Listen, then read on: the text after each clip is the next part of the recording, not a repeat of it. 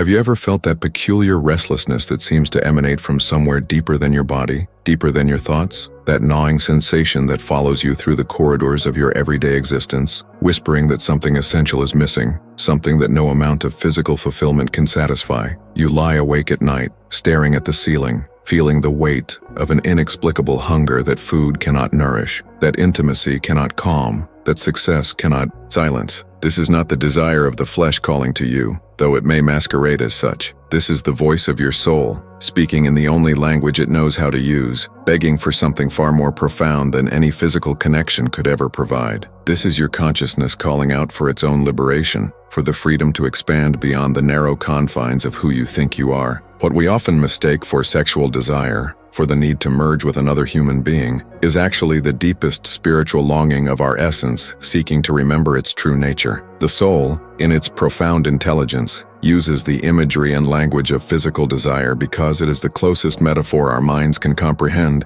for the ecstasy of dissolution, for the bliss of transcending the boundaries of the separate self. When you feel that intense pull toward another person, when you experience that electric charge that seems to promise fulfillment, what you are actually feeling is your spirit recognizing itself in the mirror of another consciousness, calling out for reunion not with their body, but with the infinite field of awareness that connects all beings. Think of a river that has been dammed for decades, its natural flow restricted, its waters backing up in artificial pools that cannot contain the full power of its essence. The pressure builds and builds, creating an almost unbearable tension until something must give way. This is what happens to the human soul when it is confined within the narrow parameters of conventional existence, when we mistake ourselves for the small, separate self and forget our true nature as boundless consciousness. The desire you feel, that seemingly insatiable hunger that moves through you like fire, is nothing less than this dammed river of spirit demanding its natural expression, its rightful flow toward the ocean of infinite being. But we live in a culture that has forgotten how to read the language of the soul, that has reduced every sacred longing to its most primitive interpretation. When the spirit cries out for merger with the divine, we think it wants sex. When consciousness yearns for expansion, we believe it craves material accumulation. When the soul begs for freedom from the prison of limited identity, we assume it simply needs better relationships or more interesting experiences. And so we chase after these substitutes, these pale shadows of what we truly seek, wondering why each conquest leaves us emptier than before, why each achievement feels hollow at its core. The mystics throughout history have understood this fundamental confusion. They knew that what drives human beings to seek union with others, what compels us toward ecstatic states, what makes us willing to risk everything for love, is actually the soul's memory of its original unity with the source of all existence. The great spiritual traditions speak of this in different languages, but point to the same essential truth, that we are not separate beings seeking connection, but rather expressions of one infinite consciousness that has temporarily forgotten its own nature and is now desperately trying to remember itself through every possible means. When you feel that overwhelming attraction to someone, when your entire being seems to vibrate with the promise of union, pay attention to what is actually happening beneath the surface drama. Notice how the feeling transcends the physical form of the person who triggered it. Observe how it opens doorways in your awareness that you didn't even know existed. Feel how it dissolves, even temporarily, the solid sense of separation between yourself and the world. This is not random chemistry or biological programming. This is your consciousness using the catalyst of apparent otherness to show you a glimpse of your own unlimited nature. I want to pause for a moment and ask you directly, when was the last time you felt that deep, inexplicable longing that seemed to come from the very center of your being? That moment when every cell in your body was calling out for something you couldn't name, something that no physical experience had ever been able to truly satisfy?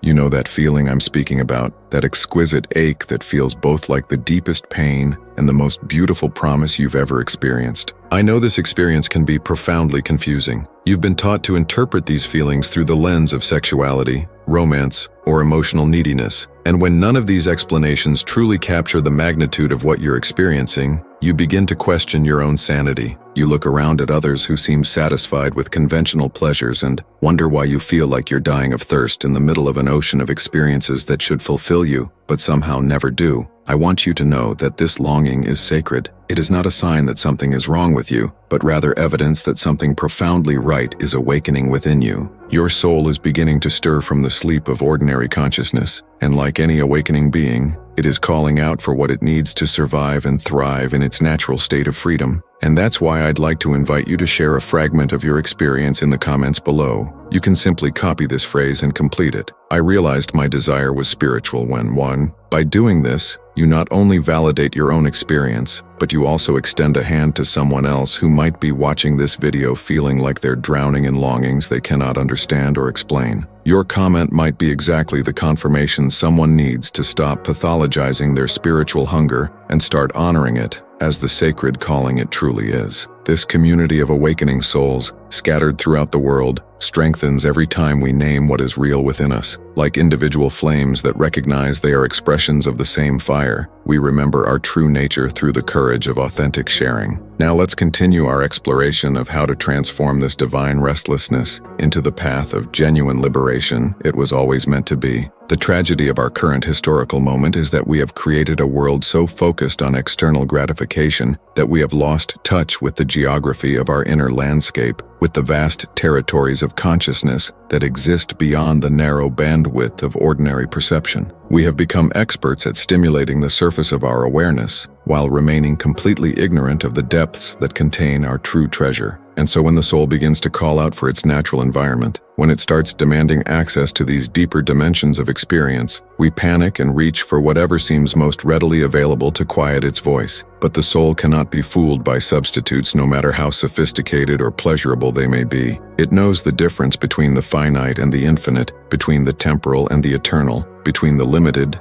and the limitless. And it will continue to create symptoms of its dissatisfaction, will continue to generate that restless hunger, until we finally listen to what it is actually trying to tell us. The desire that you feel moving through you is not a problem to be solved, but a message to be decoded. Not a craving to be satisfied, but a calling to be answered. Consider for a moment what happens when a seed that has been planted in dark soil begins to sprout. The emerging plant doesn't know exactly what it is reaching for, but it contains an innate intelligence that drives it always toward the light. There is an irresistible force within it that will not be denied, that pushes through obstacles and breaks through barriers in its determination to fulfill its essential nature. This is precisely what is happening within your consciousness when you feel that deep, unnamed longing. Your awareness is beginning to sprout, to reach beyond the confines of conditioned identity toward the light of its own unlimited potential. The process is not always comfortable. The seed must be willing to dissolve its familiar form in order to become something greater than what it was. The caterpillar must surrender completely to the mystery of transformation in order to discover its capacity for flight. And you, as an awakening consciousness, must be willing to release your attachment to the small self, to the limited story of who you think you are, in order to embody the vast being that you actually are. This requires a kind of death, a dissolution of everything you have used to define yourself up to this point.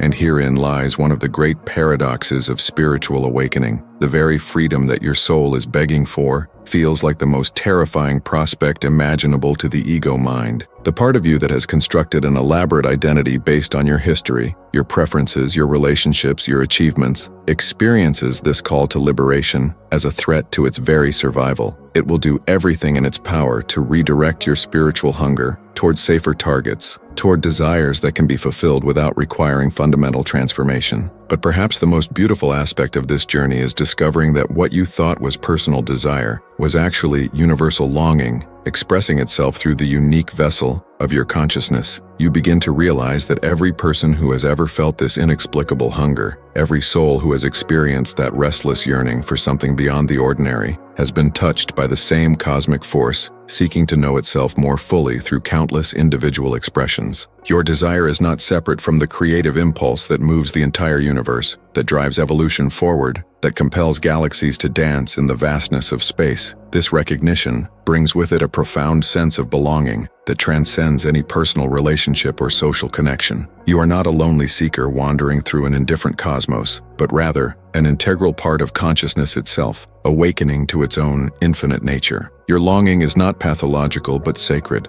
not a symptom of inadequacy but evidence of your participation in the grandest adventure possible, the universe coming to know itself through your very experience of seeking and discovering. Consider how the ocean expresses itself through countless waves, each one unique in its form and movement, yet none separate from the vast body of water that gives them existence. Your individual consciousness is like one of these waves, appearing to be distinct while remaining forever connected to the infinite ocean of awareness. When a wave crashes upon the shore, it does not disappear but returns to its source, enriching the very ocean from which it arose. This is what happens when your personal desire finally recognizes its spiritual nature. It does not vanish, but reveals itself to have always been the movement of the divine seeking its own recognition. This is why so many people find themselves caught in endless cycles of seeking, moving from one relationship to another, from one experience to the next, always believing that the next person or situation will finally provide what they are looking for. They are like someone dying of thirst who keeps drinking salt water, not understanding why each drink only intensifies their thirst rather than satisfying it. The ego mind,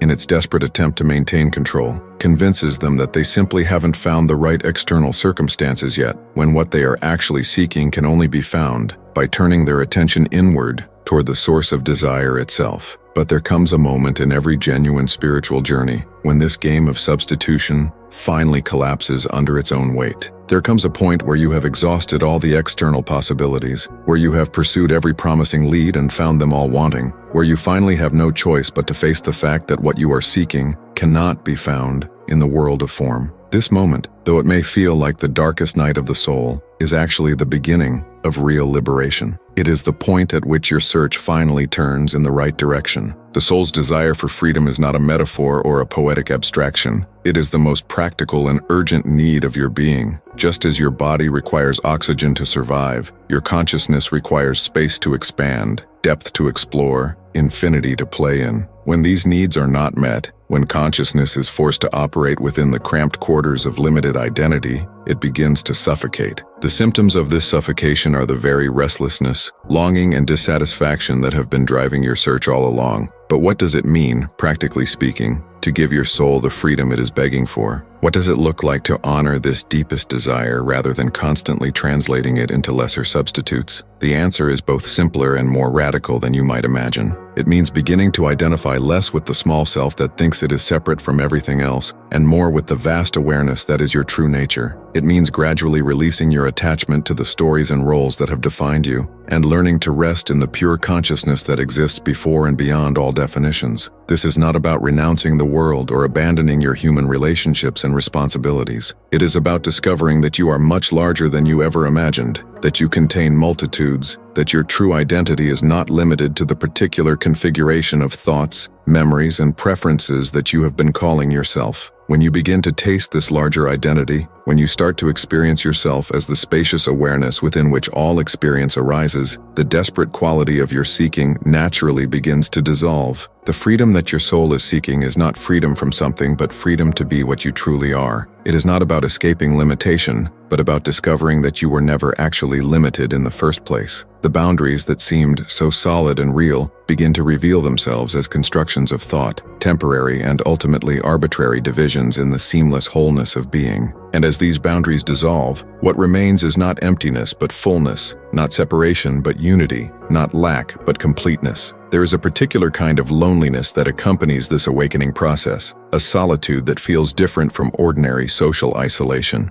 It is the loneliness of the mystic who has tasted something that cannot be easily communicated, who has glimpsed realities that most people have never imagined exist. You may find yourself sitting in rooms full of people yet feeling utterly alone, not because you are antisocial or depressed, but because you are operating from a different level of awareness than those around you. This loneliness, though sometimes painful, is actually sacred. It is the solitude of the pioneer exploring uncharted territories of consciousness, of the artist receiving inspiration from dimensions beyond the ordinary mind. It is not the emptiness of disconnection, but rather the fullness of connection with something so vast and ineffable that it cannot be contained within the boundaries of conventional relationship. You are not alone because you are isolated from others, but because you are discovering your unity with everything. The spiritual path asks you to be willing to stand alone with your truth, even when that truth seems to contradict everything you have been taught about reality. It requires the courage to trust your direct experience over the opinions of authorities, to follow your inner knowing, even when it leads you into territories that have no maps. This willingness to be authentic, to remain faithful to what you know in your heart regardless of external pressure to conform, is perhaps the greatest gift you can offer both to yourself and to the world.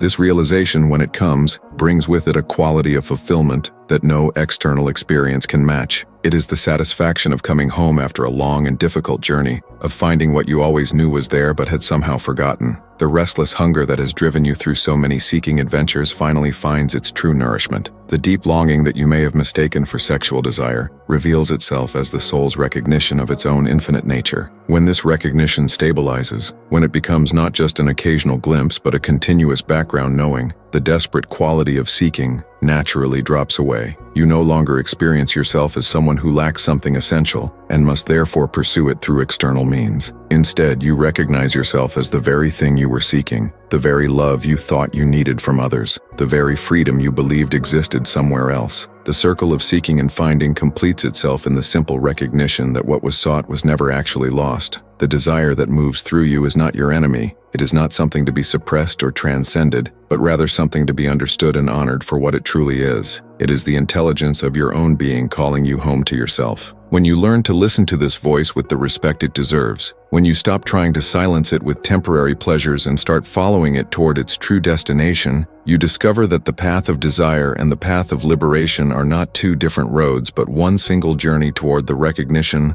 of what you have always been. And so the next time you feel that deep, inexplicable longing arising within you, instead of immediately reaching for someone or something to satisfy it, pause for a moment and simply feel what is present. Notice how the desire itself is alive, how it has its own intelligence and direction. Ask yourself not how to fulfill it, but what it is trying to show you about your own nature. Allow yourself to be curious about where it wants to take you. If you stop redirecting it toward the familiar territories of external seeking, what you may discover is that the desire contains within itself the very fulfillment it appears to be seeking, that the longing is not separate from love but is love itself, calling you to remember that you are not a small, isolated being, reaching out desperately for connection, but rather the very field of connection within which all apparent separation arises. The erotic dimension of existence is not opposed to the spiritual, but is rather its most intimate expression, the universe making love to itself through the vehicle of your awakening consciousness. When you finally understand that your deepest desires are not obstacles on the spiritual path, but rather the path itself, everything changes. The energy that you once experienced as frustrating neediness transforms into the fuel for your own liberation. The relationships that once seemed like desperate attempts to fill an inner void become opportunities to discover your already perfect wholeness. The very longing that once drove you to distraction becomes the compass that guides you home to the truth of what you are. This is the great secret that the mystics have been pointing to throughout human history, that what we seek is what we already are, that what we long for is what we have never actually been separated from, that the desire for freedom is freedom itself, announcing its presence in the only way it knows how. Your task is not to satisfy this desire, but to recognize it as the voice of your own awakened nature, calling you to stop pretending that you are anything less than the infinite consciousness that is the source and substance of all experience. Trust the process, trust your longing, and trust the intelligence that created it. Trust that your soul knows exactly what it needs and exactly how to guide you toward it. And trust that when you finally arrive at the freedom it has been begging for all along, you will understand that this freedom was never actually somewhere else, that it was always right here, right now, closer to you than your own breath, waiting patiently for you to stop looking everywhere else and simply recognize what was already present. If these reflections on desire and spiritual freedom touch something deep within you, know that you are not alone in feeling the call of your soul toward something greater than ordinary experience can provide. This hunger for transcendence, this longing that cannot be satisfied by anything the world has to offer, is perhaps the most precious gift you carry, though it may not always feel like a gift when it keeps you awake at night with its relentless insistence. By subscribing to this channel, you become part of a growing community of souls who understand that the deepest human desires are not signs of weakness or neediness, but rather expressions of our inherent divinity seeking its own recognition. Each video we share is an invitation to look beyond the surface interpretations of your experience and discover the spiritual gold that lies hidden within what you may have dismissed as mere human longing. We are not here to offer you another strategy for getting what you think you want. We are here to help you discover what you truly are, which is so much more magnificent than anything you could ever want. We are here to support you in recognizing that your restless seeking is not a problem to be solved, but a sacred force to be honored and understood. If you find yourself caught between worlds, feeling too awake for conventional satisfactions yet not quite established in the freedom your soul is calling you toward, this channel is your sanctuary. Subscribe and allow yourself to be accompanied by voices that recognize both the beauty and the challenge of conscious awakening in an unconscious world. Together we form an invisible network of awakening beings, each following the thread of our deepest longing back to its source in infinite awareness. A simple click on the subscription button is your way of saying, I too am ready to discover what my desires are really calling me toward. I too am willing to trade the familiar comfort of seeking for the unknown territory of finding. And in a world that profits from keeping you convinced that what you seek is always somewhere else, in someone else, in some other experience, this willingness to turn toward your own inner freedom is perhaps the most radical act of all.